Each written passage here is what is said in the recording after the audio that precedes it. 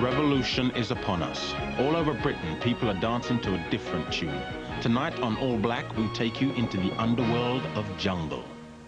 Jungle is a London something, and a London something this. Take up on the rhythm like a Helios rider, rider, rider, rider, rider. Take up on the rhythm. The scale of this scene is gigantic. When you hear jungle music, the beats there, but it's alive, and the bass line just holds you. I think it's very sexual music. I heard the beat and it was like, yeah, I was getting back to my roots.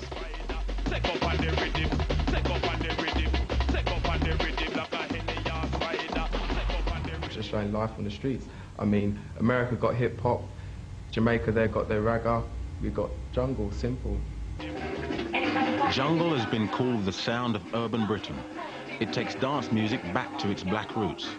It emerged in the late 80s as a breakaway from the rave scene when DJs started experimenting with black sounds. Until then, rave music attracted a largely white audience, but jungle's rhythms and bass lines appealed to black youth. This man is one of the Mr. Bigs in jungle, whose label, Kickin' Records, has produced 6 albums. He remembers the opposition that DJs originally faced. Certain faction of the rave scene started to dance with a more breakbeaty with the ragga samples, and certain people, some of the white boys would say, yeah, I'm not dancing this jungle bunny music. So it created a kind of a split really, and when Smiley and PJ really said in the early part of the 90s, saying, well look, we feel jungle is an insult to black people, they were right, but it's kind of backfired because jungle is now becoming a big thing. In the last year, jungle has grown from a small, exclusive underground scene to the main sound on the streets. Over the summer, as many as 20,000 people were raving to jungle every weekend. In London, major West End clubs now feature jungle. Even Radio 1 has begun to play it. MC Lenny's job is to work up the crowd at the raves. He says jungle gets people moving by sampling the old records that everyone loves and mixing them in with fast dance beats. Jungle's about samples, believe me. It's about the samples of the reggae artists what are in the music. I'm going to show you a thing about Buju Banton. It's on Jungle Hits Volume 1, so listen.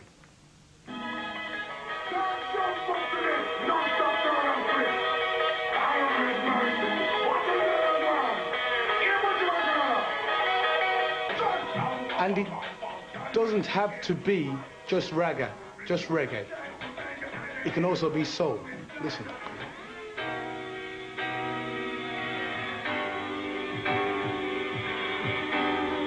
As you can see, this is the sound of Anita Baker. This is soul.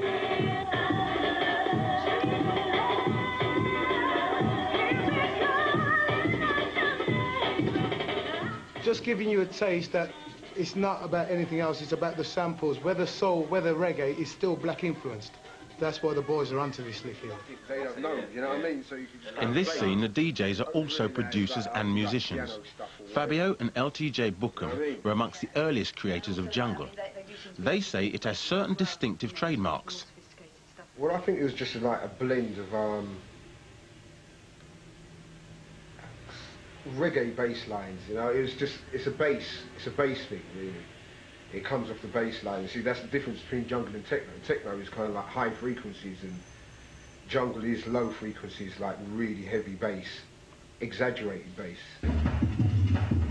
But that's, I think it's just coming from soul, reggae, all kind of forms of black music. It's got touch. It's everyone's like inspirations, isn't it? And yeah, just mingled up and even jazz, because it's quite freestyle as well. The thing that makes it different from a lot of other music is the speed. It's just a lot faster. Affordable computers have opened up music making to a new generation and revolutionized the creative process.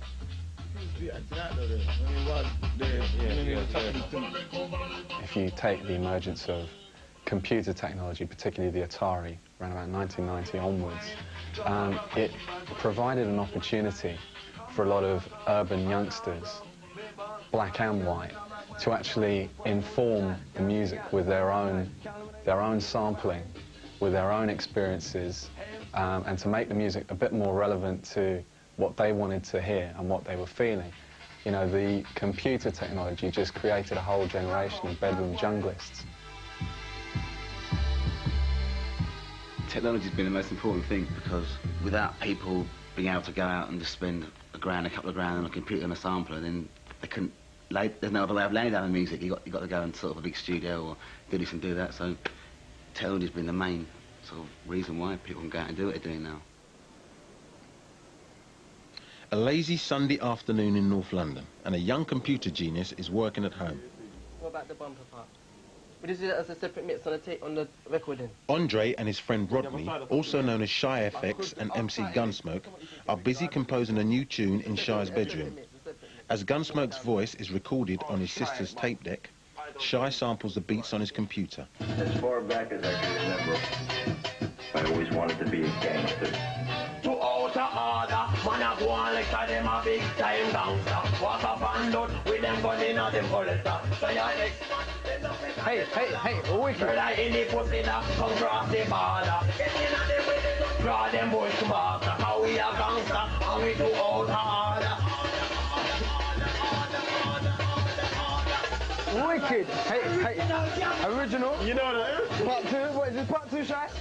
Shy, a trainee studio engineer, and student Gunsmoke use their every free moment to finish their single Gangster 2.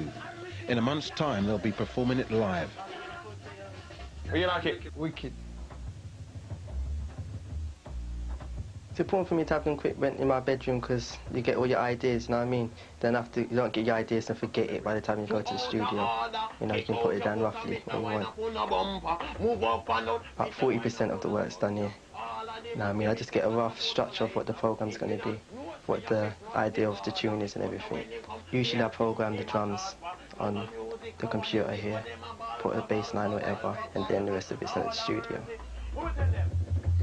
Shy and Gunsmoke say the violent lyrics in Gangster were inspired by a real-life incident. Gangster came about because we were hearing a lot of tunes that are sampling of films and the rest of it, yeah. And I was thinking, well, boy, you know, we should do something more original than that, you know what I mean? Get some London talks so everybody can relate to it still, you know what I mean? So me and my bedroom, we started the introduction and everything, then we just built the tune around it. What are you gonna do, man? What are you gonna do? Shut up, don't ask me that, man. Don't kill him, man. Some boy was running another boy, whatever, and his friend was telling him about it in a car. They see the boy that was running in, so they get out of the car, kill him basically, jump back into the car and go about their business. Instances like that do happen, mate, not usually with a gun or something, but instances like that do happen. That's why we put it in there in the first place, you know what I mean? So everybody knows what we're talking about. There's things that are happening still. Maybe not that extreme, but things are happening. Watch, when I see him, I'm gonna teach him I don't care. He got too far now, you understand? Gangster Jungle is often criticised for glamorising violence, but not everyone agrees. If it's a reflection on the reality which an individual seeks to portray through his or her music, then I cannot see how it can be a negative thing. They feed a mainstream, predominantly white fantasy about the lifestyles and the primary definers of blackness in Britain, the way in which young black men are seen to be running wild.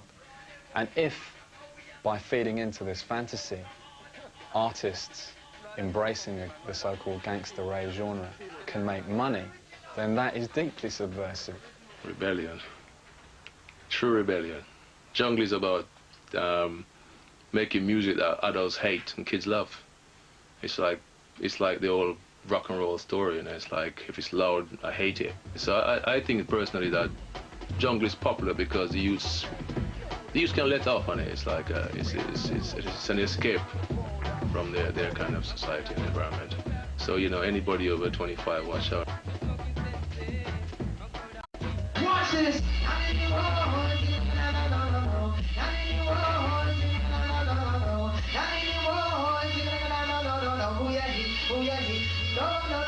Shy has spent the last few months looking for singers. When he heard UK Apache, he decided to use him on his new release, Original Nutter. Apache is passionate about the music, as it symbolises for him the coming of age of Black Britain. The jungle, because it's from England, right, I can really relate to it. It's important to me because I'm born here. I'm from England and London, and nobody can't tell me that I'm not from here. It's like, I think one time I was going around, I was like ashamed of being British.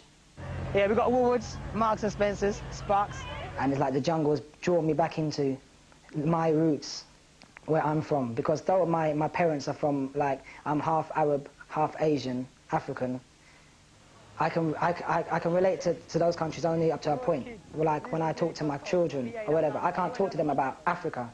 I can't talk to them about where my dad's from, because my life has not been there. My life has been in England, London. I have to talk to them about Balham, Tooting, where I'm from. So if you're born in England, be proud of it. And don't make nobody tell you no different, no BMP or anything like that. Give us over the voice. Pretty brown eyes, you know I see them. The jungle is British, I can really relate to it, you know, and it's our music. It's a disguise the way you treat me. Oh gosh. With your pretty brown eyes, keep on digging. Man, that's for real. There's the contract there. Yeah. He's saying, man. What are you doing here? He's saying, Sam, man. Oh gosh. What's happening with there? Boy, yeah, you know? How's the music going? Yeah, what's selling, man? What's selling? Jungle it. Jungle it. Push it up in there, man. Push it up in there. Tell the people then, what's going on? Man? That's going on. Hey, I want you to take note of the name, man. You see the name, yeah? UK Apache. Oh my gosh, man. Thousands of copies of Original Nutter were sold on pre-release before it officially hit the shops. Jungle music appeals to both black and white, and some argue it represents a broader notion of Britishness. Oh, man, I didn't know it was you at all. Yeah. It goes back to my argument about the redefinition of Britishness, a sense of Britishness, the British nation and British culture. For the first time, you're probably seeing all of those things being redefined on black terms. That in itself is a radical departure from what you've witnessed before. UK Apache's voice ain't there. His voice ain't there. I don't know what output's there. For Shy, the long process of getting his single, Gangster 2, out on the streets continues. It's past midnight, the machinery is playing up, and everyone's tired. Fortunately, Rodney is still firing.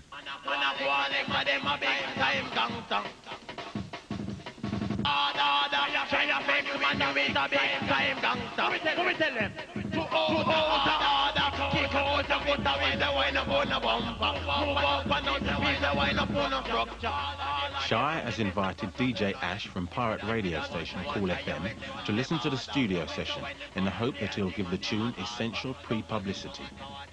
Ash was impressed. Gangster 2, it'll be a hit. It will be a hit because it will get the right publicity. It will go through the right channels. I think it will do very well. And also any future stuff that Shy does as well will do very well. Take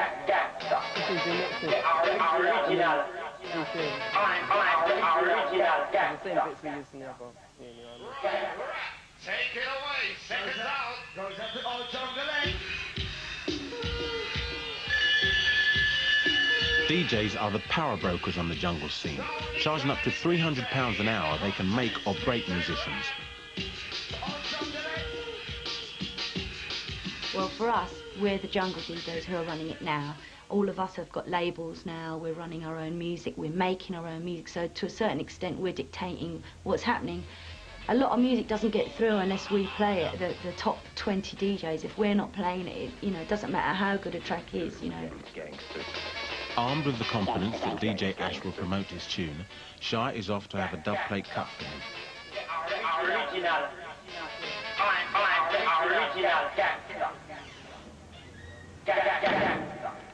Okay, so what speed are we cutting at? 45. 45, okay. Costing £30, a dub plate is a limited edition record. Artists and DJs press them to test public reaction to a tune before its release. They're a key feature of the jungle scene. On this particular scene, we play them to get a reaction. They're like stuff that isn't coming out for a while. Just, it's a tester. What do you think of this? If you like it, cut it, get a reaction and let me know. That is what a dub plate is meant to be for. If you're a DJ and I'm a DJ and you go to a record shop, you can buy exactly what I can buy. So how are we going to be different? Now, if you could get certain dub plates and I could get certain dub plates, that's a chance for me to prove my style against yours. Yours isn't going to be the same as mine. What's happening? Oh, you're right. I'm all right. Very good. Got some good bits in today if you want some. And there's certain way to get through to the DJs is through giving them a dub plate. That's the best way for them to play it. Of course, Fabio and Groove Rider play something, everyone listens to it, you know, everybody wants it. It creates a buzz on the track, and that's how it sort of snowballs into something that's wanted. You good? Do some shopping? Yeah. This guy's come all the way from Canada to get his vinyl. The DJs are the ones who influence any scene, and the artists. Now, because most of the music you hear, you won't see live PAs for this jungle apart from Levy. They have to buy the records, the vinyl, and the DJs are playing the vinyl, so it's down to the DJs to influence the music. They can either kill it or take it somewhere else. Yeah, I'll mix this one for you. Because I like you so much, you're such a good DJ. The close-knit DJ fraternity is suspicious of jungle's imminent explosion into the mainstream. Hey, what's happening, guys? Right, Trace? Right, easy. Steve? Yeah. Right, rhyme time? Yeah. Yes. All right, Steve, man. Yeah, man. Right. Steve. Oh, cheers. Very cute. It's a youthful music, and it's not for the charts, you know. It's our music and we built it, do you know what I mean? And I don't want to see all the major people jumping on it and exploiting it, you know. People have tried to cross it over into the mainstream, and for me that just loses the whole flavour and the idea of the music, you know. It's an underground vibe, that's the way it should stay, do you know what I mean? Everybody takes a beat. As we take a right to, reaching out to all original gangster girl. True to the spirit of jungle, last week Shy turned down a six-figure sum for a contract from one of the major record companies. Instead, he's releasing his tunes through a small independent label, Sounds of the Underground, who have promised him greater artistic control. Virtually all jungle is still marketed through small independents. I think the important thing with independent companies in the UK, is, well, ourselves especially, is that we go 50-50 with the artist, right across the board. So he will come in, he will make the music, and we will incur the expense of manufacturing and promoting that music. And at the end of the day, we'll split it 50-50. Whereas if he signs with a major, he may get 12 to 14% of the retail, maybe. In our contracts, our artists have the final say on mixes, on artwork, on remixes, on anything. And that's very important for us, because with something like jungle, you have to treat it with a bit more respect and let it grow naturally, and the artists grow naturally. Okay. I think even if you spoke to the majors, they don't really care. They'll tell you that they don't care, really, at the end of the day. You know, as long as they can make money off you, that's all that really matters. A lot of people are weary, they know, you know, even from people like George Michael, if you see him kind of like getting distressed by his record company, you can imagine. And he's one of the biggest artists of all kinds of music in the world. Do you know what I mean? And from little boys from Brixton or wherever, they know they're going to get manipulated. At the end of the day, I just think that I hope a lot of them ain't silly enough to kind of not get anything out of it themselves. EMI is an international company with top artists on their books. Their A&R manager, DJ Elaine, is on the lookout for jungle talent. You know, I'm not quite sure why a lot of the guys down there don't want it to go commercial, but, you know, I think in every field you'll find that a lot of people that originate stuff and whatever, they get a bit kind of green or whatever with envy because someone else has kind of crossed over. Wicked, wicked, jungle is massive. Wicked, wicked, jungle is massive. Wicked, wicked. Rank Records is a small independent label. They signed General Levy to perform Incredible, which immediately hit the top 40. With the remix currently in the top 10, Ant makes no apologies for their mainstream success. After they found that the track had actually done quite well on the underground, then it appeared to them that they should actually try and do something much more important with it, like take it up to that step where they could get it into literally every shop. You can get a real feel as to how jungle is, and it also gets away from the fact that jungle, is made by people in sort of bedrooms and You know, you actually get to hear the records on vinyls, and that's it.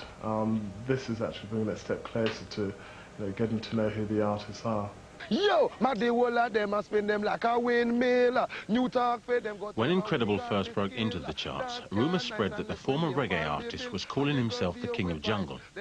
Pirate stations boycotted the tune, saying that he was selling their music out to the mainstream. Now we've got M-Beat and General Levy, first Jungle on Top of the Pops ever.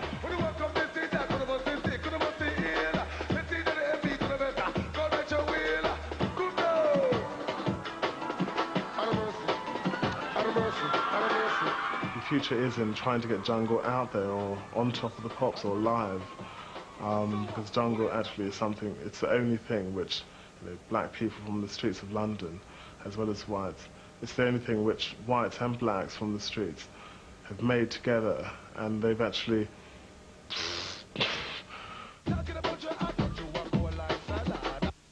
I don't really want to talk about General Levy, because General Levy don't deserve no time on the air whatsoever. Okay, granted, he done jungle some kind of justification. He got it noticed. But for him to rap off his mouth and say that he started jungle is nonsense. And that's all I have to say on the matter. They should talk to the man himself, and I would set the story straight. Did not say that I want to be the king of no jungle. Come to contribute, make people feel good. Who like it, like it. Who don't like it, just bite it. He hopped from this music to that music, hopped to the jungle bandwagon, and then it's gone on like he was running it. You know what I mean? This is the program going on about he big up jungle and the rest of it. We don't need people like that coming in, you know what I mean, and riding off it and saying that they big it up, because he never big up nothing.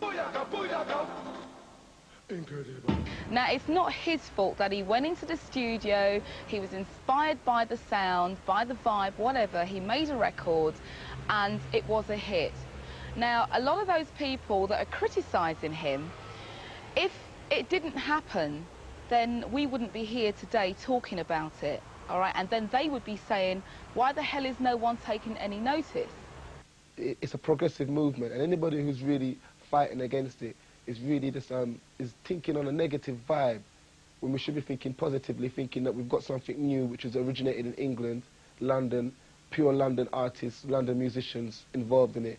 Why don't we try and boost this, push it worldwide, and say that England has got something? It's not just the Beatles. Why is it called such a fuss? Cut.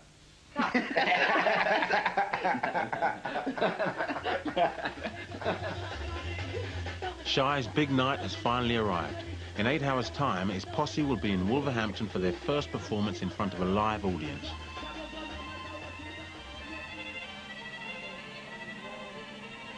The dancers, Zioni and Harriet, are putting the finishing touches to their act. I remember last time at Roller Express we did this other gig there, and the stage was like quite small, so we're going to have to see, you know, if we're going to go on one side, or if we're going to go on the other side, or like 2 separate sides and stuff. We just have to see when we get there. All right, so we ready? Should we loosen up a bit?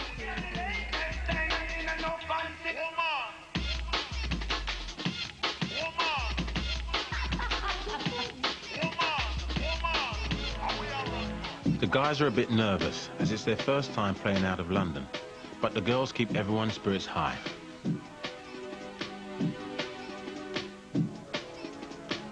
Wolverhampton with Shy Effects. Yeah. And we're just going to kick it up because we love jungle music.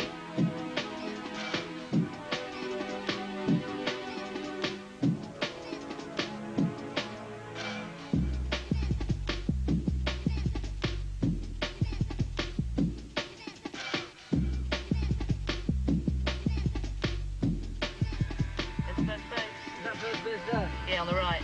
The posse arrive at Wolverhampton, and there's the usual confusion. The DJs are refusing to introduce the band from London as they weren't told they were coming. The guys aren't happy.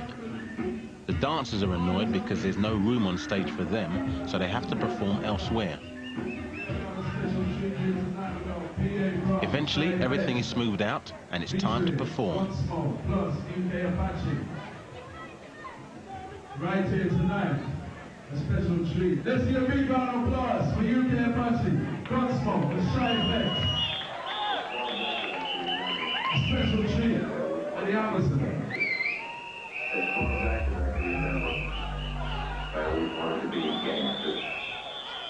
far back as I can remember, I always wanted to be a gangster. As far back as I can remember, I always wanted to be a gangster. As far back as I can remember, I always wanted to be a gangster.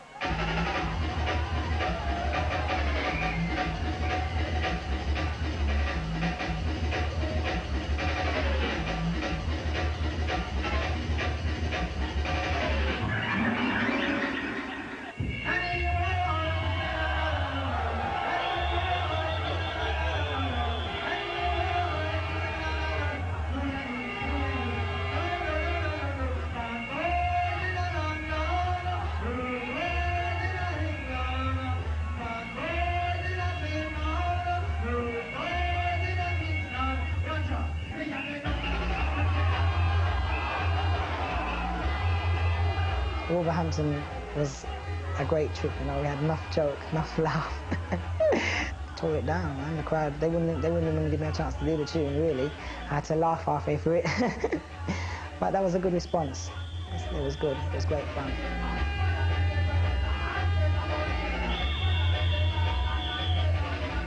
There's so many people now with their decks in their room trying, and that's brilliant. There's so many people making music, you know, and that's what's needed. You know, Britain doesn't encourage its talent enough, I don't feel. Jungle for me is another modern phenomenon which will cross over and start to influence major artists. Even within the next year, you can see that happening. When something makes enough noise, draws enough attention, you can't ignore it, you have to just go with it.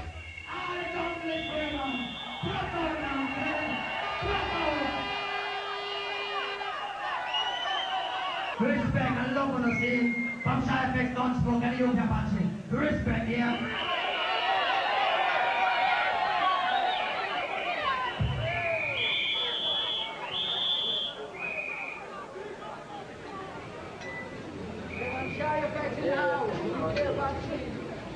Jungle in there.